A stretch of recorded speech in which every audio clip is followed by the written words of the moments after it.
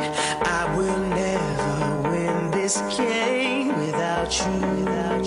Una finale Italia-Spagna mette sempre i brividi a qualunque livello venga giocata e a maggior ragione è affascinante sapere che saranno il Veneto e la Catalogna a tenere alti i colori dell'Italia e della Spagna nella finalissima della UEFA Regions Cup, la competizione riservata alle rappresentative europee di calcio dilettanti di Scena ad Abano Terme.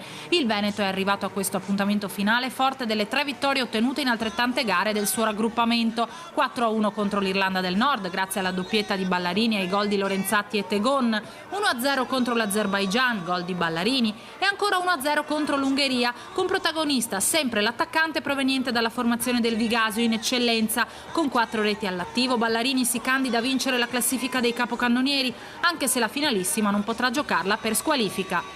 La finale con la Spagna, sapete già pregi, difetti?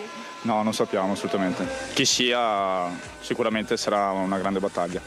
Senza Ballarini? Senza Ballarini purtroppo, ma infine siamo una rosa di 20 e sicuramente quello che andrà a sostituire Ballarini sarà sicuramente importante. E che effetto ha fatto questa settimana fondamentalmente da professionisti? È bella, infatti abbiamo la fortuna di continuare. Cosa vi aspettate dalla Spagna? Avete un po' studiato le strategie? No, chiaramente abbiamo le nostre abbiamo andato a vedere la squadra che poteva arrivare in finale, siamo orgogliosi di avercela fatta e quindi ce la metteremo tutta per rendere onore al Veneto e all'Italia in questa manifestazione che in questo momento ci dà ottime soddisfazioni. Che vinca il migliore allora tra Veneto e Catalogna, indipendentemente dal risultato sul campo, ha comunque già vinto l'organizzazione, che ha visto Padova e il Comitato regionale del Veneto al centro di un evento dal respiro internazionale.